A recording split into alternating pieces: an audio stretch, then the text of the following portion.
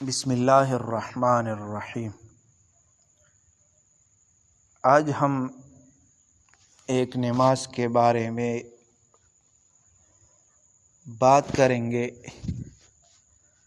اکثر لوگ وہ غلط پڑھتے ہیں اور اکثروں کو یہ اس نماز کا پتہ نہیں ہے کہ صلاۃ خسوف کیا ہے اور یہ ہم کیسے پڑھیں گے۔ تو یہ صلاۃ خسوف کا مطلب ہے خسوف کا مطلب ہے چاند گرہن۔ صلاۃ خسوف یعنی چاند گرہن کی نماز۔ اسی طرح سورج گرہن کے وقت کی نماز کو صلاۃ کسوف کہا جاتا ہے، اس کو خسوف کہا جاتا ہے، اور سورج گرہن کو کسوف کہا جاتا ہے، صلاۃ کسوف۔ احناف کے نزدیک صلاۃ خسوف کا حکم و طریقہ کیا ہے؟ فقہ حنفی میں چاند گرہن کی نماز باجماعت نہیں پڑھی جاتی، بلکہ انفرادی طور پر نفل نماز پڑھنا مستحب ہے، یعنی اس میں جماعت نہیں ہے۔ صلاۃ خسوف میں جماعت نہیں بلکہ انفرادی طور پر نماز پڑھنا ہے۔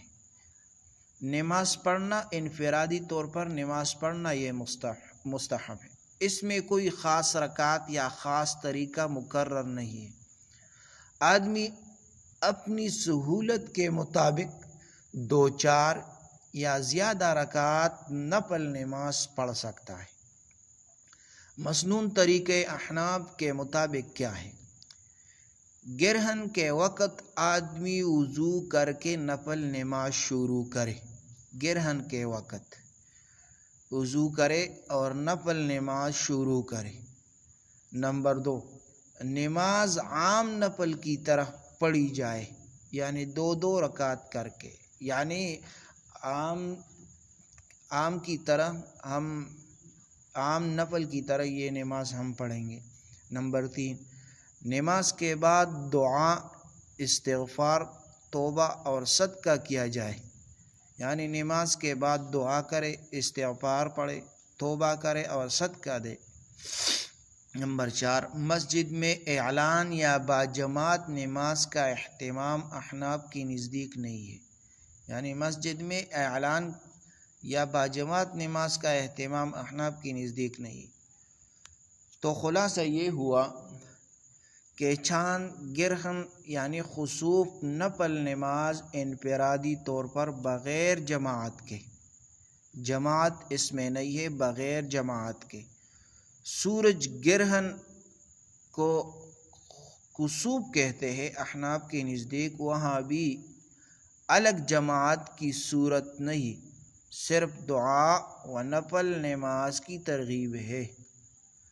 تو یہ ہم نے صلاۃ خسوف ذکر کیا، اس کا طریقہ بھی بتایا کہ یہ جماعت کے ساتھ نہیں ہے، الگ نماز پڑھیں گے، یعنی انفرادی طور پر 2 رکعت یا 4 رکعت یا 6 رکعت یا 8 رکعت اس طرح پڑھیں گے، اور اس کے بعد استغفار کرے، توبہ کرے اور دعا کرے، اور پھر صدقہ دے کہ اللہ تعالیٰ یہ مشکل ہم سے ہٹائے۔ تو اس کو صلاۃ خسوف کہتے ہیں۔ یہ سیکھ لے اور دوسروں تک پہنچائے تاکہ ان لوگوں کو بھی معلوم ہو جائے کہ ہم جب چاند گرہن ہو جائے تو ہم کیا کریں گے اور اس کا طریقہ کیا ہے، ہم نماز کیسے پڑھیں گے۔ تو آپ پر لازم ہے کہ یہ ان تک پہنچ جائے۔ جزاکم اللہ۔